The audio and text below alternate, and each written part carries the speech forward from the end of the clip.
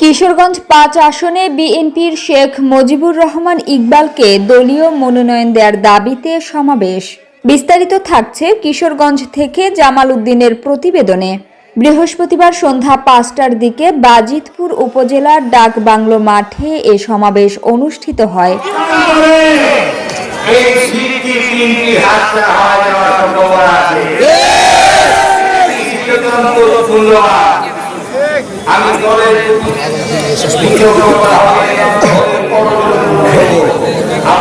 মিছিলে অংশ নেয়া নেতাকর্মীদের স্লোগান, ইকবাল ভাই যোগ্য লোক, মনোনয়ন তারই হোক, দুর্দিনে ইকবাল ভাই আমরা তোমায় ভুলি নাই। সমাবেশে সভাপতিত্ব করেন শেখ মুজিবুর রহমান ইকবাল।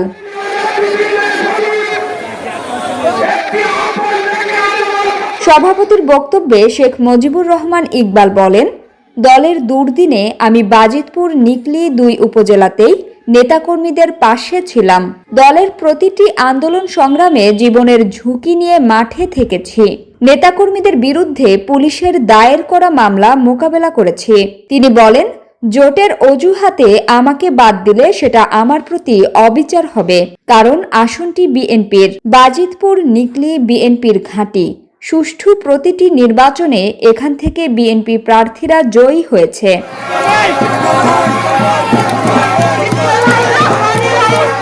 বিএনপির দলীয় প্রার্থীর বদলে জোটের কোনো প্রার্থীকে মনোনয়ন দেয়া হলে বিএনপি এ আসনটি হারাবে।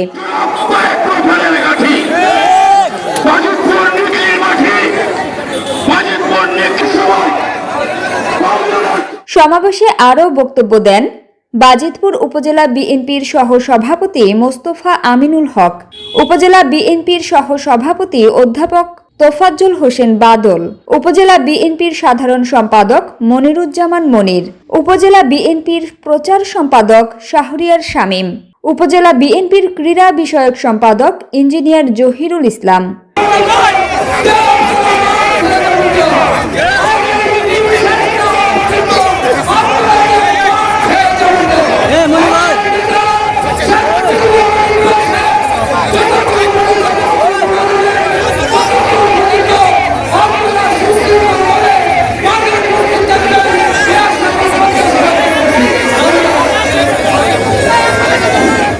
উপজেলা যুবদলের ভারপ্রাপ্ত যুগ্ম আহ্বায়ক ওয়াসিমুল হক, উপজেলা ছাত্রদলের আহ্বায়ক শাহরিয়ার শামীম, এছাড়াও বাজিতপুর সরকারি কলেজের সাবেক অধ্যক্ষ মুসলেহ উদ্দিন আহমেদ মাখন, অধ্যাপক ইন্দ্রজিৎ দাস, বীর মুক্তিযোদ্ধা আবুল ফজল হোসেন, নিকলি উপজেলা বিএনপির সহসভাপতি অ্যাডভোকেট মোহাম্মদ মানিক মিয়া, সাধারণ সম্পাদক হেলিম তালুকদার সহ সকল ইউনিয়ন এবং অঙ্গ ও সহযোগী সংগঠনের নেতাকর্মীগণ উপস্থিত ছিলেন।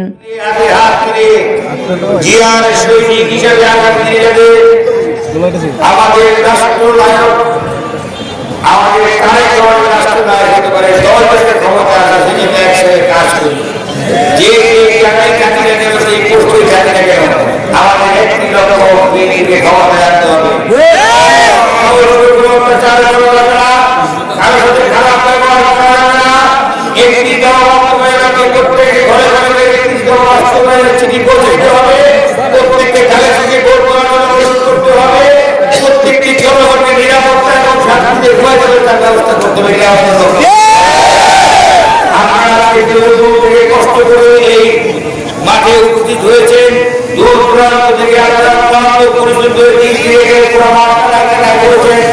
আমি বিএনপির পক্ষ থেকে, বাজিতপুর নিকলি বিএনপির পক্ষ থেকে, বাংলাদেশ দল বিএনপির পক্ষ থেকে আপনাদের কৃতজ্ঞতা জানাচ্ছি, আপনাদের ধন্যবাদ জানাচ্ছি।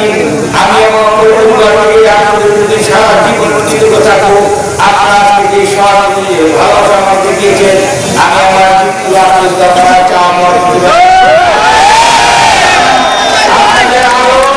আপনাদের স্নেহ এখানে আমার পাশে থাকবে।